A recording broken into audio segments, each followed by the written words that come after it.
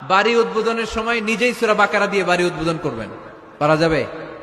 নতুন ফ্ল্যাট উদ্বোধন হয় না, নতুন বাড়ি উদ্বোধন হয় না, ইমাম সাহেব হুজুর যখন দোয়া করতে আসবে হুজুরে বলবেন হুজুর একটু সূরা বাকারা তেলাওয়াত করেন, পারা যাবে?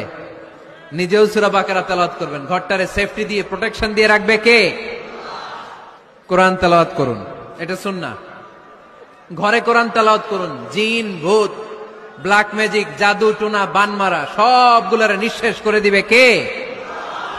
এজন্য আল্লাহর হাবিব সাল্লাল্লাহু আলাইহি ওয়াসাল্লাম বলতেন, সহিহ মুসলিমের বর্ণনা, লা তাজআলু বুয়ুতাকুম মাকাবিরা, তোমরা তোমাদের ঘরগুলোরে কবর বানিয়ে রেখো না। লা তাজআলু বুয়ুতাকুম মাকাবিরা, তোমরা তোমাদের ঘরগুলোরে কবর বানিয়ে রেখো না।